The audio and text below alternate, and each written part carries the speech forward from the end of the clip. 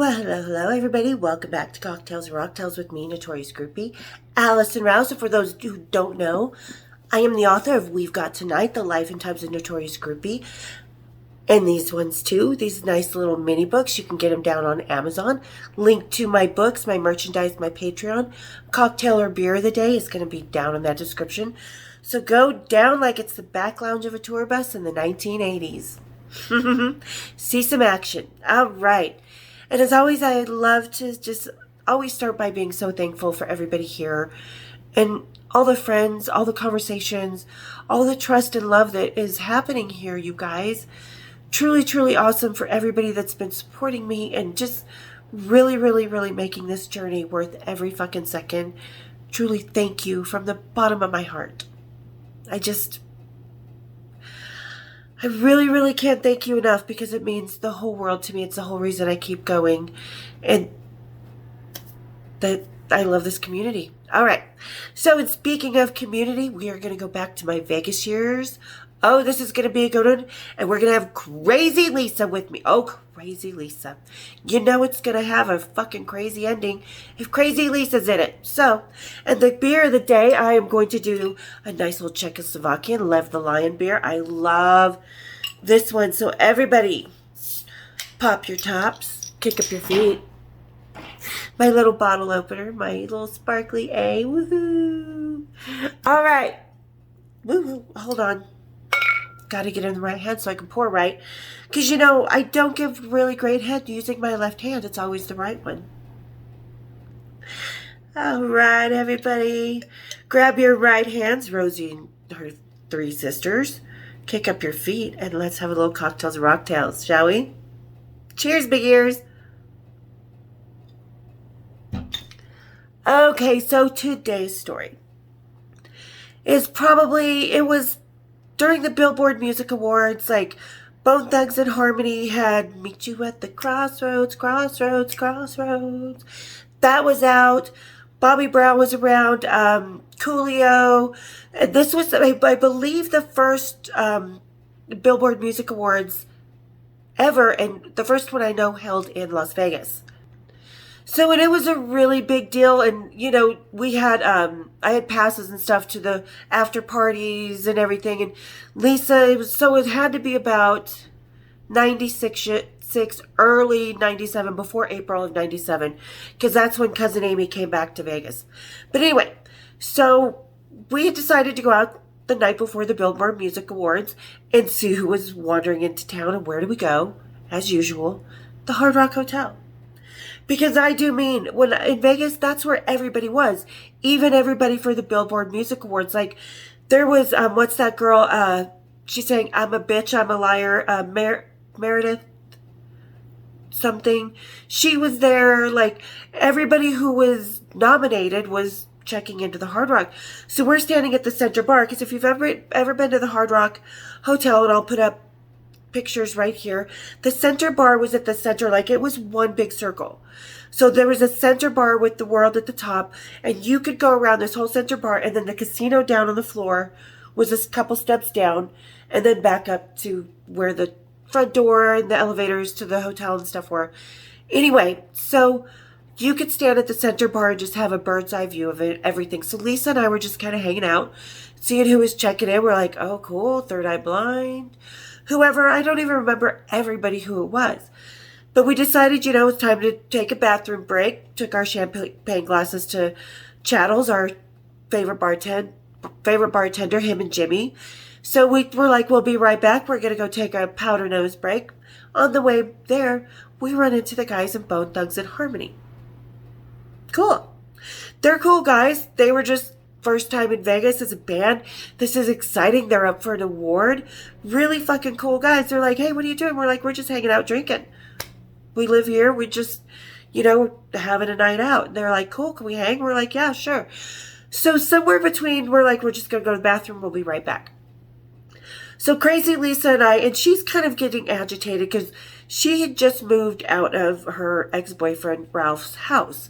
And I use that term ex-boyfriend loosely because she started out their roommate in this big house. This guy owned it, and then Ralph lived there, and she was renting a room. and this is relevant to the story. They started dating. They started sleeping together, so she considered a boyfriend, but she was telling me how he would like roofie her, have friends over, roofie her, and she was the party favor, or drop acid in her drink and stuff without her knowing. And again, she was the party favor. Her and the other guy would complete horrible atrocities. So I had moved her out of that. I was like, no, you're going to come to my apartment. I have the extra room. Just hurry. We're moving you the fuck out. You don't need to be in this environment.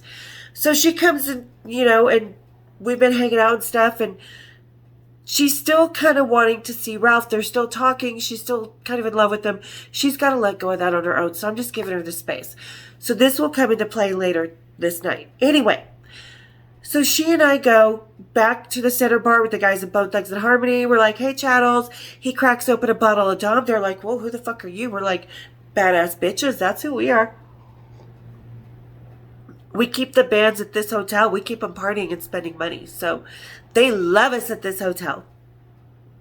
They used to comp us rooms if we were too drunk to drive home or try and corral us, which why I have the whole collection of champagne glasses from the Hard Rock Hotel.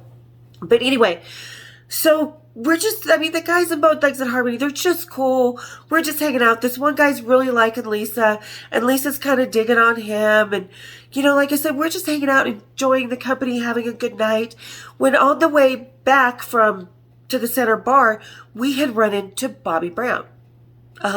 Whitney Houston's ex-husband. My prerogative, Bobby Brown. And he was like, damn, girl, you fine. And I'm not dressed in anything crazy or slutty because, people think strippers are going to dress like they would at work, as sleazy as possible. That's how you can tell strippers from the tourists in Vegas. Because the tourists are dressing like they think a stripper would on the night out. And the strippers are wearing Gucci and Fendi because they can afford it. So anyway, he's like, damn, girl, you fine. He's like, all getting up in my business. I'm like, no, you're married. And I'm not attracted to Bobby Brown. I think he's, I loved who didn't love my prerogative and all the stuff he's done. He's done some really awesome stuff. It was part of our growing up and part of the music that was memories to us. But anyway, so I'm just not attracted to him. Like I said, he's married to Whitney Houston. That bitch kicked my ass. I'm afraid of Whitney. She's tall, big woman. I'm just 5'6". She would have beat me up. But anyway, so she's not there at this point. So he's just, and I'm like, well, we're just going to go to the middle. We got to go drink. I got to go with my friends. And he's talking to the guys in Bone Thugs, and we're all just kind of corralling. And we see Coolio coming in, and he had a little baby basket, like a little Jesus basket, Moses basket, I think is what they're called, carrying his kid and stuff. And checking in, we're all, hey, so this is kind of a cool scene, It's like, all right. We're by the front doors in the check-in, so we end up heading back to the bar. Bobby Brown's checking in. He's doing his thing. So a little while later, and I see him kind of wandering around doing some gambling and stops by the center bar, talks to us again. He's like, let me buy you some Dom. And we're like, no, it's cool. We've already got our Dom. Thank you. And he's still trying to hit on me. He's like, ooh, you strong. I'm like, don't touch me. No man is going to touch me without me giving my okay and my approval or asking first, because most do. So he's just touching my leg, and I'm just like, whatever. He leaves. He goes away. Well, we go back to the bathroom and decide we're going to go upstairs in a little while and go, do the smoky, come back down and have some more champagne. So we decide we want to go to the bathroom first, and Lisa is wanting to call Ralph. She keeps talking about Ralph, even though, she's flirting with the guy from Bone Thugs, and he's flirting with her, and totally into each other, and she wants to call Ralph. I'm like, fine. And as I'm going into the bathroom, I don't see anybody coming up behind me, because it's just me and Lisa and the guys in Bone Thugs, and there's payphones right here. This is before cell phones, and bathroom. But anyway, so behind me comes Bobby Brown. And he tries to stick his hand down my pants, because I was just wearing like black Gucci pants and just plain pants, some Gucci boots, and like a little tank sweater, almost like this. But anyway, so I'm not looking sleazy. I'm just looking trendy at the moment. So he comes up behind me, tries to stick his hand down my pants, leans over, bites me right here, And it's like, ooh, I just want to eat you alive. And I was like, no. And I had to flick his head because he was like biting and sucking. I'm like, stop that. Stop that. You do not have permission. No, any man who has touched me before, who's done that before, has had permission. He's had the go-ahead. And I've given him a clear signal. Yeah, because I'm blunt. I'll be like, yeah, I want to fuck you. Ask Steve Jones. Ask a lot of musicians in my past. The guys from Tesla. James Hetfield, for fuck's sake. Well, I walked out on him. But the first night. But anyway. So he comes up and he's just biting me. And that bite mark was there for 2 motherfucking weeks. Kid you not. So I was like, okay, no, I wasn't cool with this. I was tired of him, and plus it's like, yeah, if Whitney Houston's here, she is going to come here and beat me down. I was scared of her.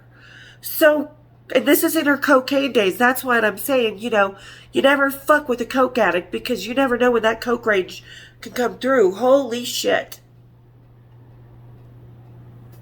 Yeah. So, and Lisa's on the phone calling Ralph because she kind of wants to go out to the house after we leave the Hard Rock. And I'm like, fine, I'll take you out there. Because she didn't have a car. I just had my SUV. So, I walk over to Lisa and I'm like, hey. I'm like, do you need me to take you out to Ralph's? Because I'd like to get out of here if you want to. And she just turns and starts having some weird ass fit. Because this is Lisa. I don't know if she's bipolar or what. It wasn't diagnosed back then. But she just starts screaming at me and tries to hit me with the phone, the receiver, and then starts beating it on the wall to the point where, like, security guards saw this on the cameras and came running to, like, subdue her and push me back. And the guys in Bone Thugs were like, whoa. And Bobby Brown was like, I'm out of here. I've seen enough of this shit for my life. I'm out. And I'm like, phew, thank God. So, yeah, and they come and they subdue her, and they're like, are you okay? I'm like, yeah, I'm fine. And it almost got us kicked out of the Hard Rock. It got her kicked out of the Hard Rock, and I would try and sneak her back in. Hi, Beluga, my kitty's here. So, but she had to go and apologize to everybody, and finally because you're not getting me kicked out of my Hard Rock, bitch. That is my haunt. That was my territory. That was where I had fun anytime I wanted to, and was always safe and protected and looked after by the security, by everybody. No, don't drink the beer. We don't drink beer. Sorry, the kitty's trying to drink my beer. No, kitty. But that's my cat. Dick on his face and a middle finger. Definitely my cat. So anyway, this is like how our night ends with all this. And the guys and Bone Thugs are like, yeah, we better go. I'm like, sorry about that, you guys. I'm like, she's crazy.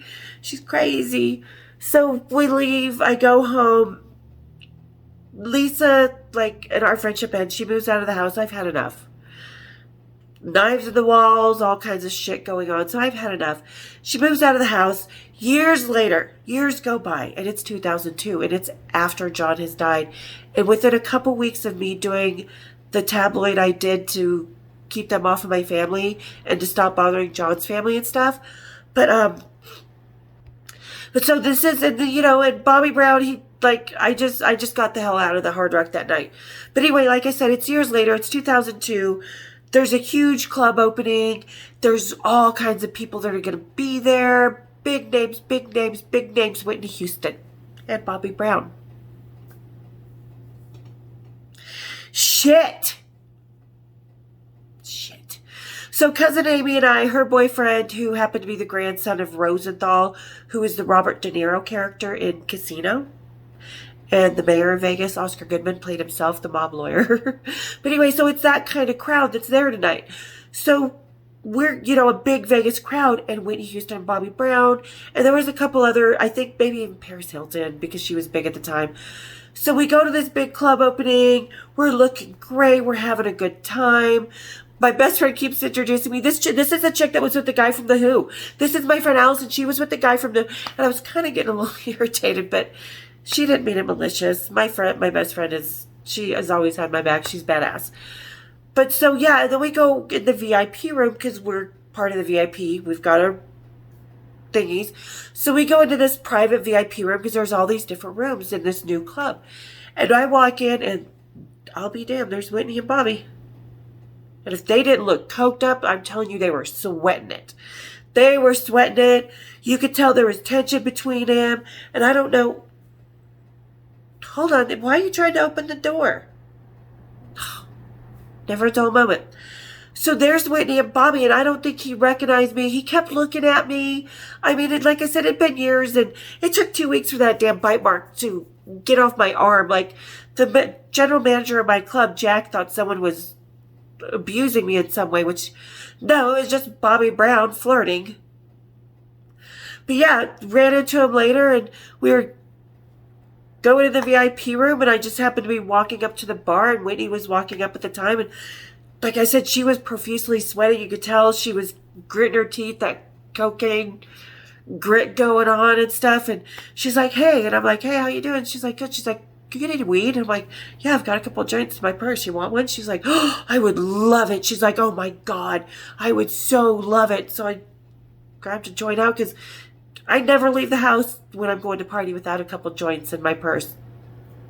Always be prepared. So handed a joint to Whitney Houston. Bobby comes over. He's like, hey, baby. He's all rubbing, and she's just kind of like, get off me.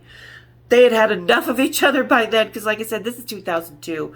And, yeah, that was a crazy night. And they walked off and into their own little world and sat in their own little corner with her entourage and all their friends, and her angry lesbian lover and stuff were there, all those people.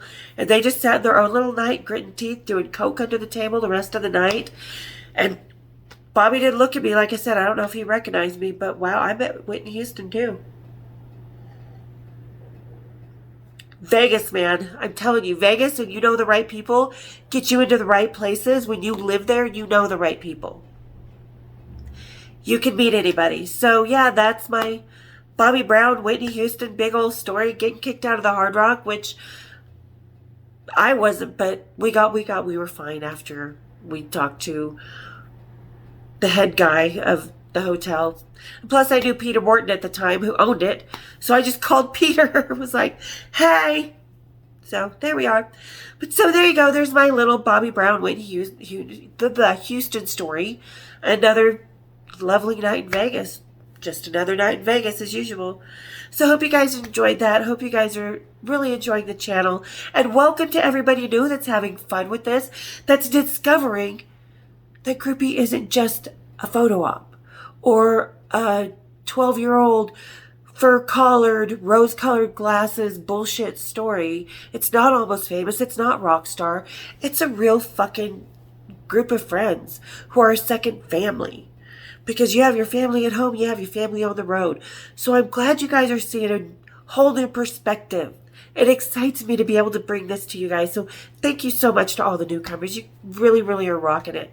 All right, you guys. And like I always say, for those of you who are not subscribed, hit that subscription button. Hit the share. Hit my bells. Sorry, I have a beer. Hit my bells. Ooh, that was not a good angle. Ooh, don't do that again. All right, cheers, big ears. We'll see you next time on Cocktails and Rocktails.